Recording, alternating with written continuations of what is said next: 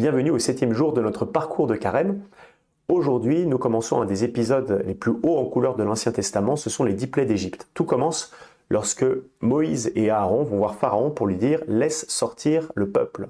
Et Pharaon refuse, il s'obstine, on nous dit « Dieu endurcit le cœur de Pharaon ». Cela veut dire qu'il laisse Pharaon s'obstiner dans son refus sans intervenir. Et l'intervention, justement, ça va être les 10 plaies d'Égypte pour faire sortir Pharaon de son orgueil et de son endurcissement.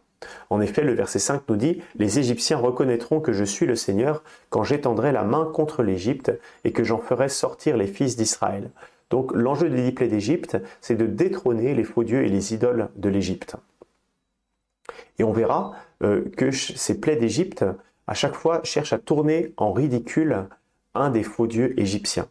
Le premier qui va être tourné en ridicule, c'est Hopi, le dieu du Nil. En effet, c'est un des dieux les plus importants parce qu'il y a un dicton qui dit « L'Égypte, c'est un cadeau du Nil, du dieu Nil ». En effet, sans le Nil, l'Égypte n'est rien. C'est une espèce de désert aride. Parce que c'est le Nil qui donne les terres fertiles, c'est le Nil qui donne l'eau aussi pour les cultures, les animaux. Et donc toute la puissance de l'Égypte vient du Nil. En quelque sorte, le Nil, c'est un peu le dieu nourriture. C'est le dieu de la nourriture pour l'Égypte. C'est par le Nil que toute la nourriture peut être donnée.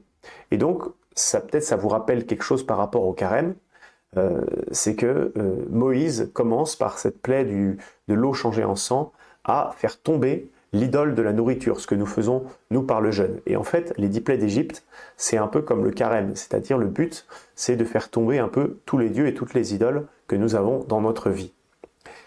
Donc aujourd'hui, le Nil changé en sang, l'idole de la nourriture, alors nous n'avons pas une petite statuette qui représente la nourriture chez nous sans doute, mais nous sommes aussi invités à faire tomber cette idole. Nous pouvons aujourd'hui nous y entraîner par le jeûne, peut-être en jeûnant d'un aliment que nous aimons bien, en nous en abstenant plutôt, ou alors voilà, en faisant de ce mercredi un jour de jeûne si nous le pouvons.